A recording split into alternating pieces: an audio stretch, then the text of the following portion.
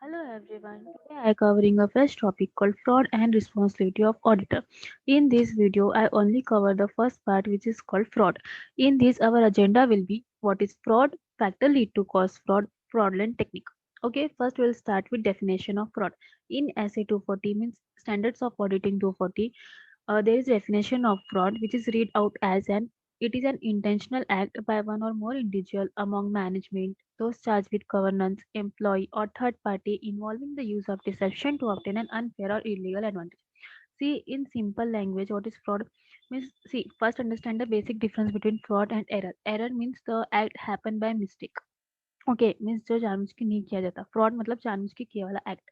So this is the difference between fraud and error. Fraud, an intentional act. अभी कौन कौन कर सकता है? Like management, TCWG, employee or any other person. But why? To obtain an illegal advantage. Okay, so this is a definition given by 240. This is a simple meaning of fraud. Further fraud can be classified into two types: fraudulent financial reporting and misappropriation of asset. See, simple means fraud can be committed in financials like omission of journal entry, wrong posting, like this. And second one is misappropriation of asset means stealing of asset or asset used for personal use. Sorry, for personal use, like this. Further, the factor lead to cause fraud. There are three factors which is called as fraud triangle. First, pressure, opportunity, third, rationalization. Pressure means why people commit fraud, because there is some under pressure, because the people are in under pressure from source outside or inside the entity say to achieve the accepted earning target. कुछ target set किया है, उसको achieve करना है, सो वो एक pressure रहता है. सेकंड, अब प्रेशर तो है बट अपॉर्चुनिटी, कहाँ फ्रॉड कमिट कर सकते हैं. In entity, there are internal control. See, the simple example is specific deficiency in internal control. कोई internal control है, वहाँ पे कोई deficiency है, मतलब कुछ कमी है internal control में, तो वहाँ पे creditor को दिखता है कि हाँ वो fraud commit कर सकता है. This is the second point, opportunity. Third, rationalization means execution of fraud. So there are three factors: pressure, opportunity and rationalization. Okay, and the next is various reason means fraudulent financial reporting can be done for various reasons. अब reason इसमें बहुत सारे हो सकते हैं.